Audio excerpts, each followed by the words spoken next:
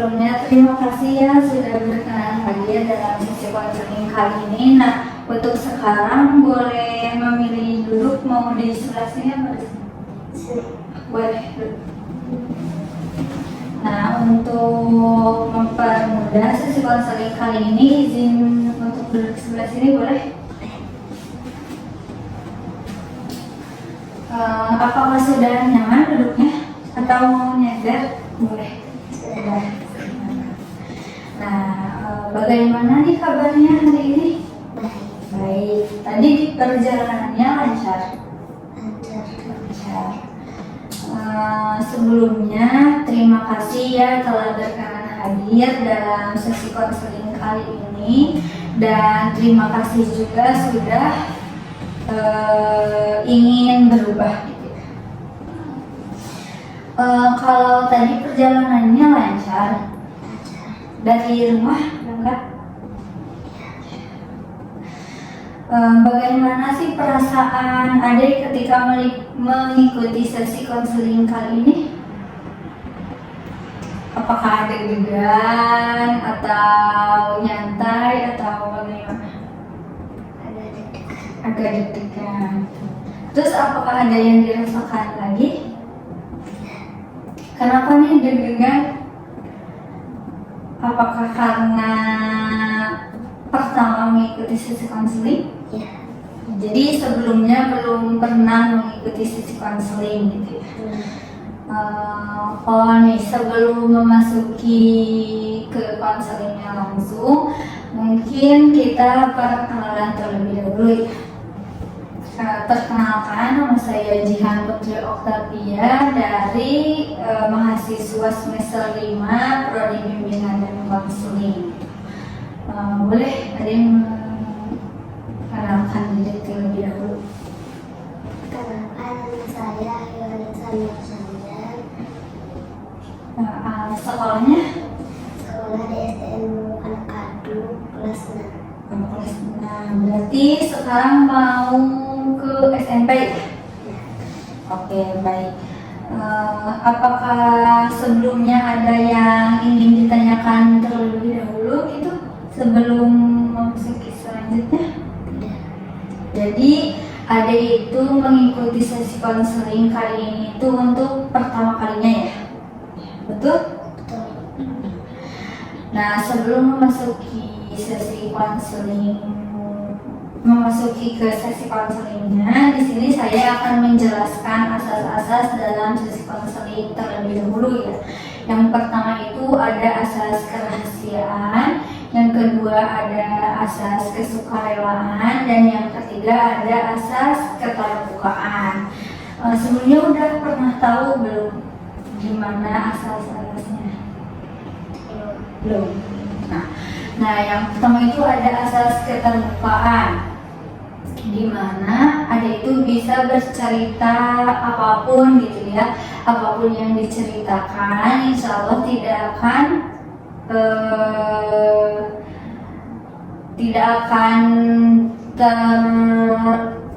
orang lain tahu gitu ya. Nah, sebelum asas keterbukaan juga kan ada asas kerahasiaan ya, di mana siapa aja sih yang boleh tahu mengenai permasalahan yang adik rasakan? Siapa aja sih yang boleh tahu? Selain teteh, apakah ada yang lain? Ibu atau ayah boleh tahu? Boleh. Jadi yang boleh tahu mengenai permasalahan ini yaitu saya sebagai konselor, terus sama orang tua muridnya. Nanti kalau ada apa-apa saya boleh menanyakan kepada orang tua adik. Nah, yang ketiga ini ada asas kesukarelaan, di mana dari mana sih adik tahu mengenai sesi konseling ini? Oh, dari guru sekolah ya. Apakah sudah jelas mengenai penjelasan konselingnya? Sudah. Nah, untuk waktunya mungkin kita akan bertemu dalam 3-4 sesi konseling ya. setiap sesinya itu berwaktu sekitar 30 sampai 45 menit gitu ya. Nah, sebelumnya saya izin mencatat permasalahan yang sedang Anda rasakan sama izin men-take video juga karena ini salah satu untuk memenuhi tugas praktek bimbingan dan konseling juga ya. Apakah boleh? Boleh. Nah, baik, pertama-tama terima kasih sudah percaya dan memberikan kesempatan kepada saya untuk membantu permasalahan yang sedang Ade rasakan gitu ya. Sebelumnya terima kasih sekali karena sudah mempercayai saya gitu ya untuk membantu Ade, khususnya untuk semoga menjadi lebih baik lagi gitu ya dari sebelumnya. Nah, sebelumnya juga apakah Ade sudah mengisi take info? Sudah. Saya juga sudah melihat ya permasalahan yang sedang Ade rasakan yang sudah ditulis di take info gitu ya. Kalau boleh tahu nih, bolehkah saya tahu apa yang membuat Ade datang dalam sesi konseling kali ini? Untuk apakah untuk menjadi lebih baik atau mengurangi apa ya? Menjadi lebih baik. Oh, jadi Ade itu menghadiri sesi konseling kali ini itu untuk menjadi pribadi yang lebih baik lagi mungkin ya dari sebelumnya. Nah, kalau boleh tahu nih permasalahan apa sih yang sedang Ade rasakan akhir-akhir ini? Takut tidak keterima menjadi SMP. Oh, jadi Ade itu merasakan, Ade itu merasa ada ketakutan gitu ya karena takut tidak keterima di SMK gitu ya. Kalau boleh tahu nih mau SMP negeri, swasta atau di pondok pesantren? Pesantren. Pondok pesantren. Jadi Ade itu merasakan kecemasan takut tidak diterima di pesantren gitu ya. Apakah hanya di pesantren, tidak di SMP luar atau di mana? Di pesantren. Oh, di pesantren. Jadi Ade merasa takut karena tidak keterima di pesantren gitu ya. Kalau boleh tahu nih kenapa sih takutnya itu, kenapa gitu? Takut. Apakah karena faktor apa gitu? Contohnya ada faktor orang tua yang tidak mendukung atau faktor ekonomi atau faktor apa gitu? Biaya gitu. Jadi Ade itu ingin memasuki pondok pesantren, akan tetapi memiliki ketakutan, takut tidak bisa keterima sama oleh salah satunya itu oleh faktor pembiayaan juga mungkin ya. Kalau boleh tahu apa sih yang ditakutkan dari tidak ada biaya itu, takutnya gimana? Apakah takut karena orang tua keberatan atau takut karena bagaimana? Oh, jadi Ade itu merasa ketakutannya itu karena takut jadi memberatkan orang tua gitu ya kalau di pondok pesantren. Nah, jika Ade tidak merasakan ketakutan itu, apa yang akan terjadi dalam diri Ade ketika tidak merasa takut akan pembiayaan gitu? Jadi ketika Ade itu merasa biaya pun lancar, apapun itu lancar, apa sih yang akan terjadi dalam diri Ade? Apakah tidak akan jadi lebih sungguh-sungguh lagi belajarnya atau bagaimana? Jadi jadi ketika adik tidak merasakan kecemasan mengenai biaya yang akan dikeluarkan orang tua karena takut memberatkan, adik itu pasti akan merasa lebih baik lagi, lebih giat lagi gitu ya dalam belajarnya. Oke, apakah ada permasalahan lainnya? Tidak. Kalau boleh tahu, sebelumnya sudah bertanya atau berkomunikasi dengan orang tua mengenai sekolah? Sudah. Bagaimana katanya? Boleh diceritakan mengenai sekolah di pesantren itu gimana atau apa gitu? Apakah pernah aku pengen mondok terus lagi nggak pernah? Bagaimana katanya respon orang tua gitu? Boleh katanya, tapi ada kendala gitu. Bagaimana katanya? Bila tidak ada rezekinya, tidak apa-apa, harus ke SMP. Tapi bila ada rezekinya, Oh, jadi Ibu Ade itu menjelaskan bahwa ketika nanti kalau ada rezekinya boleh gitu ya di pondok pesantren, tapi kalau tidak ada rezekinya tidak apa-apa gitu ya, sekolah di sekolah biasa saja gitu. Kalau di negeri mungkin ya. Nah, dari sana juga bisa,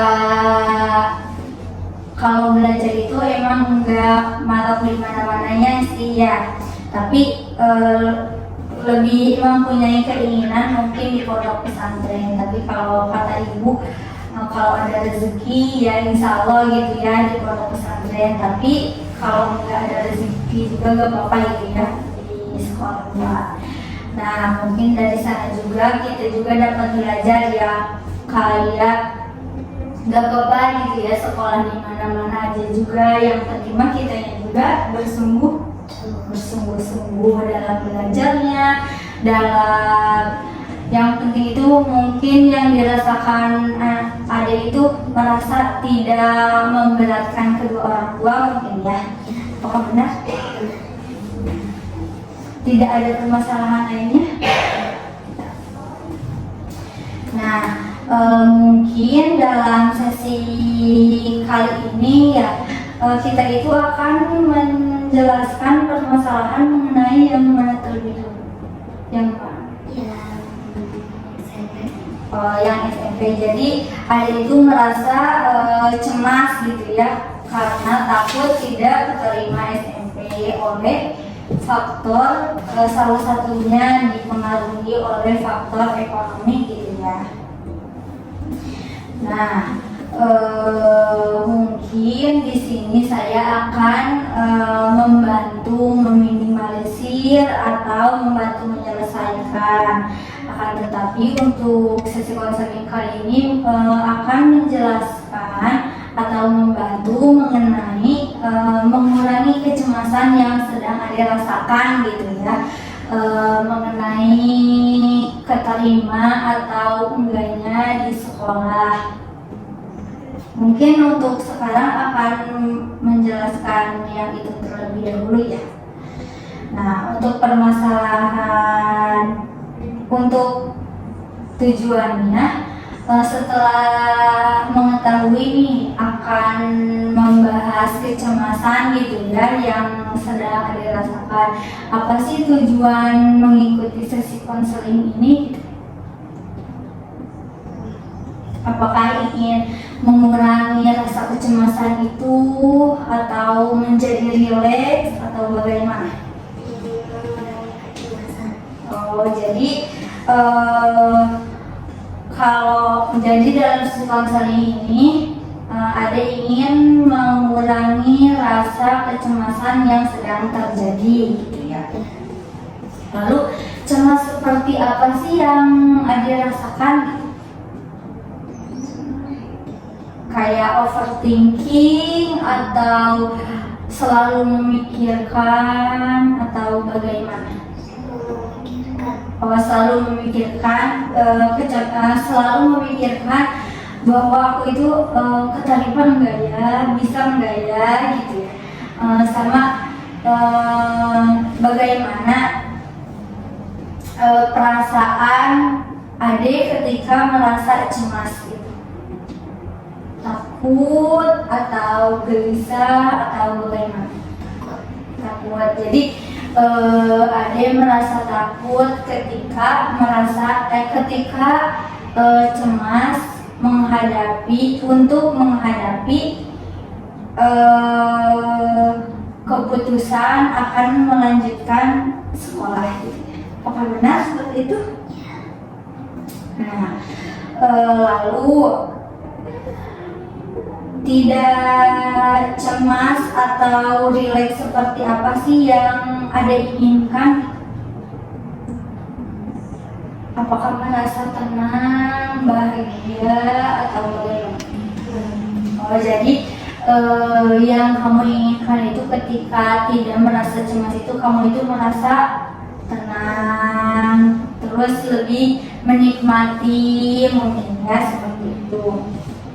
Nah, jadi harapan dan tujuan kamu itu ingin dalam sesi konseling ini itu ingin merasa rileks ya, atau mengurangi rasa cemas dalam mengambil keputusan sekolah yang dituju gitu ya. Jadi ingin mengurangi rasa kecemasan ketika ingin mondok gitu ya. Apakah itu? Betul. Nah, mungkin sekarang sudah bisa diajak diskusi ya untuk selanjutnya gitu. Setelah mengetahui tujuan, faktor apa sih yang membuat Ade merasa cemas untuk ke jenjang selanjutnya? Apakah hanya faktor biaya? Atau ada kalau dukungan dari orang tua bagus? Jadi kalau faktor membuat cemas itu hanya takut memberatkan orang tua mungkin ya dalam segi keuangan. Namun orang tua mah sangat mensupport apa yang ingin Ade lakukan. Nah, untuk sejak kapan sih Ade merasakan kecemasan tersebut? Untuk kelas 5. Waktu kelas 5. Bagaimana itu? Kalau boleh tahu. Apakah orang lain sudah menceritakan tentang SMP atau bagaimana? Ya. Jadi orang lain itu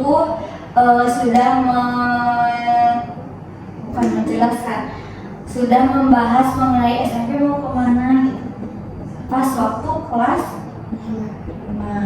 5. Jadi Ade itu merasa cemas ketika memasuki SD kelas 5. Di sana itu tepatnya teman-teman ataupun orang lain juga sudah membahas tentang kelanjutan untuk seri selanjutnya itu ke SMP. Nah, apa sih yang Ade rasakan ketika merasa cemas tersebut pas waktu kelas 5? Takutnya takut seperti apa? Kayak takut gak keterima. Ya. Terus apakah ada yang lain lagi? Gelisah atau bingung bagaimana? Bingung. Kalau bingungnya bingung bagaimana?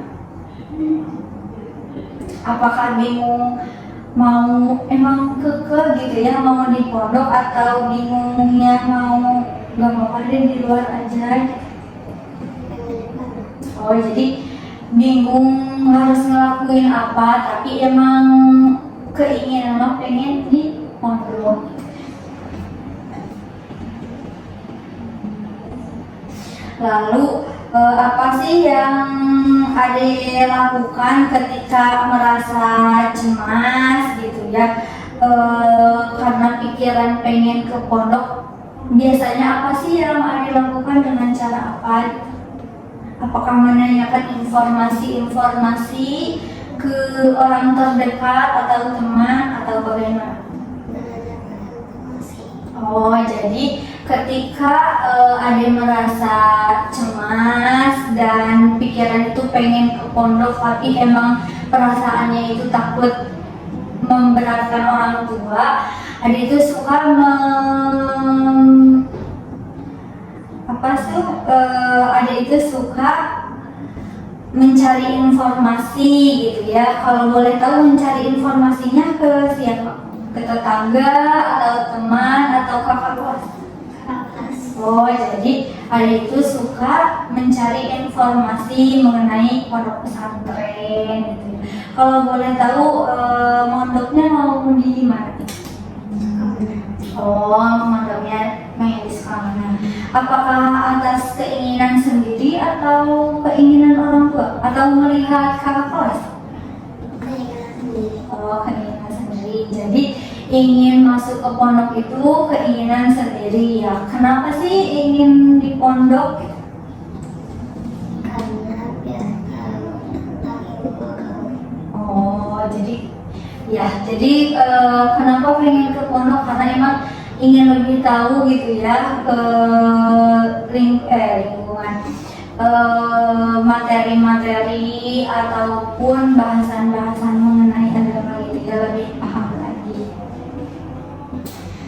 Nah, lalu apa yang Ade rasakan ketika merasa tidak cemas mengenai keputusan sekolah SMP yang dirasakan ketika merasa baik-baik saja? Senang. Oh, senang. Terus atau ada lagi? Lebih ke nyantai, rileks mungkin ya. Oh, jadi ketika kamu tidak merasa cemas, kamu itu lebih ke keadaan itu tenang, nyaman mungkin ya, terus lebih rileks lagi gitu ya, menjalani hari-hari seperti biasanya gitu ya. Nah, kan tadi itu sudah dijelaskan ya mengenai ketika kamu merasa cemas. Nah, sekarang itu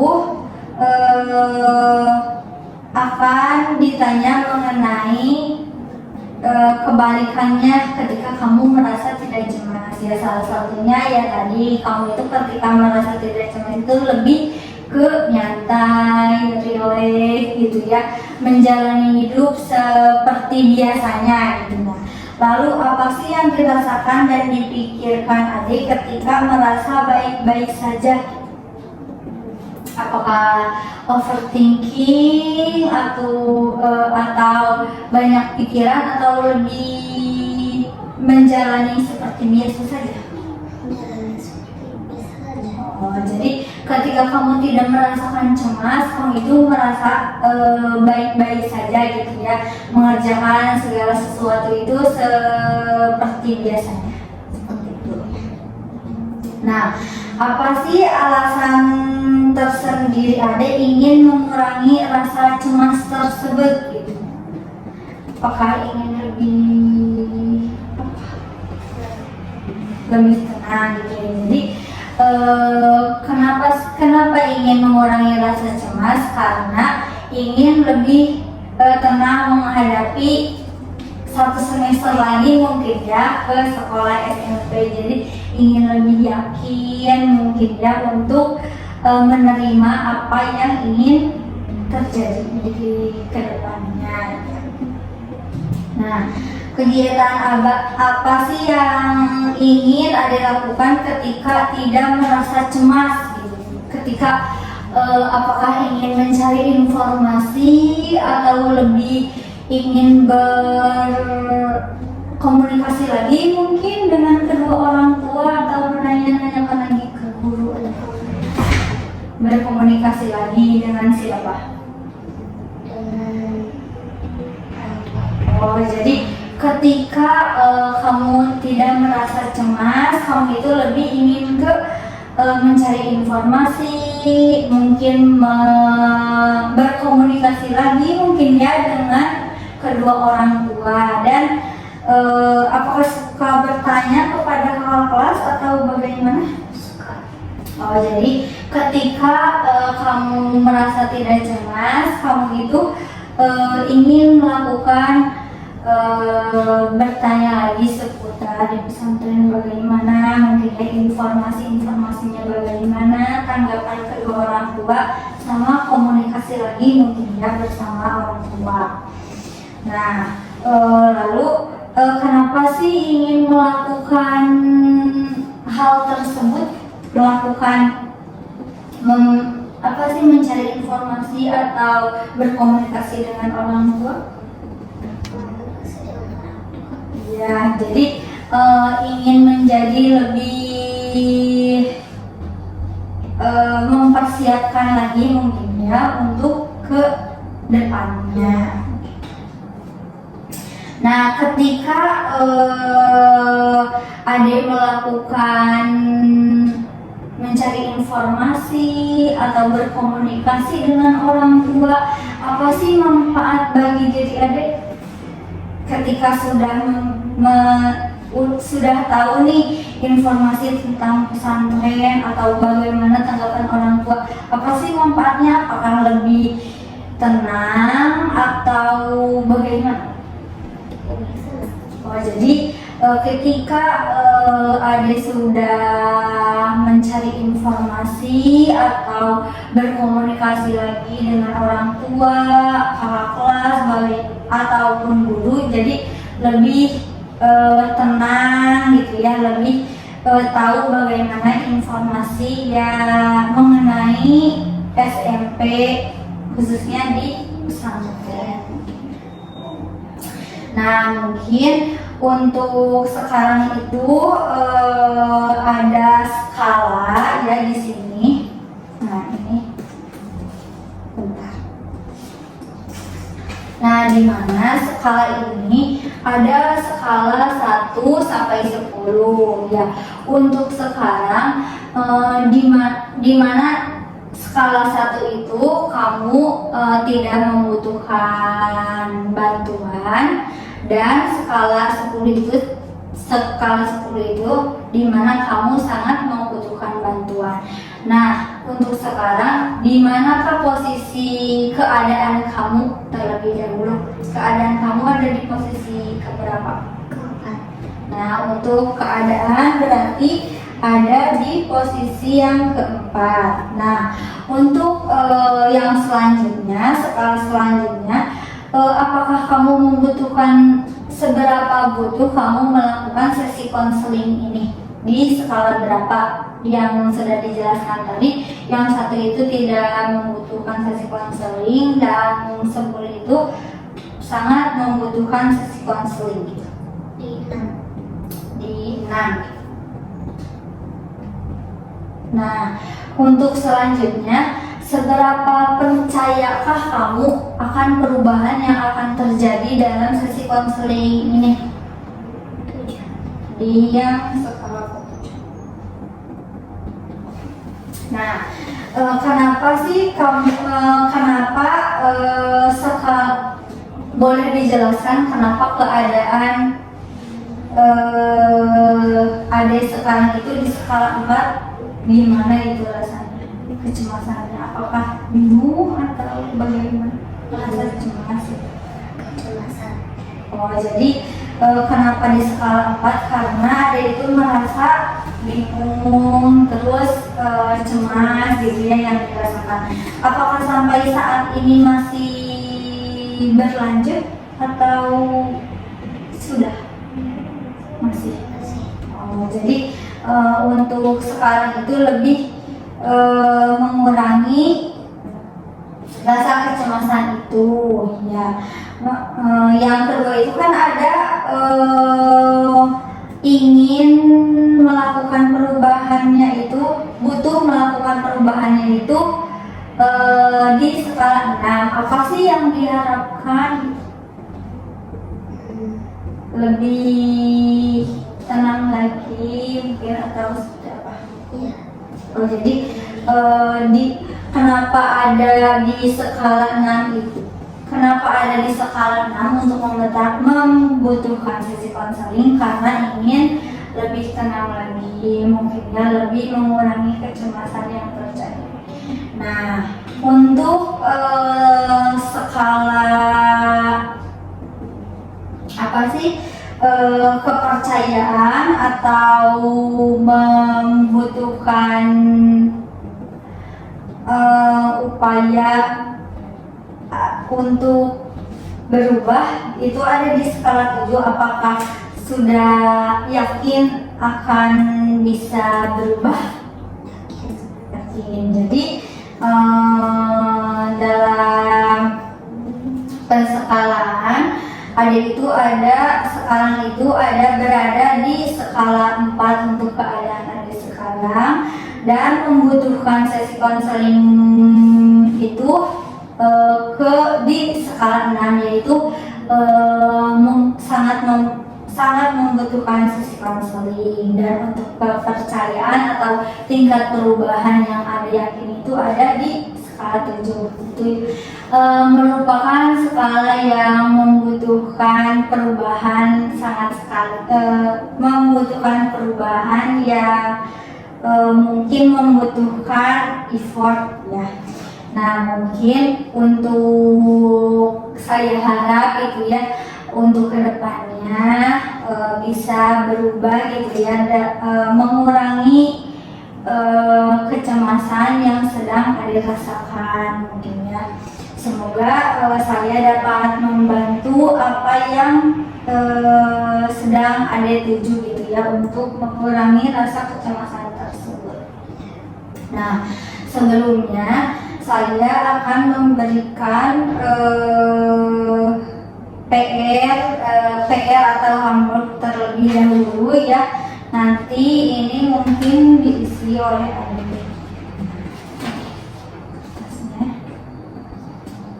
Nah kan jadi homeworknya itu berbentuk tabel dampak negatif dari kecemasan tersebut. Contohnya dampak negatifnya itu merasa gelisah. Nah, lalu apa sih yang harus dilakukan ketika adik merasakan gelisah tersebut? Terus apa aja dampak negatif dari kecemasan tersebut? Mungkin apakah lalu nanti itu ada di pinggirnya disebutkan upaya apa sih yang dilakukan adik untuk mengurangi kecemasan tersebut? Apakah ngerti? Nah, mungkin untuk sesi konseling kali ini mungkin dicukupkan sekian ya. Mohon maaf apabila ada salah kata ataupun yang tidak berkenan. Apakah ada yang ingin ditanyakan terlebih dahulu? Sudah jelas? Nanti untuk PR-nya apabila ada yang kurang mengerti atau ada kendala boleh ditanyakan terlebih dahulu ya, boleh lewat chat WA atau apapun nantinya. Mungkin dicukupkan sekian untuk sesi konseling kali ini. Assalamualaikum warahmatullahi wabarakatuh.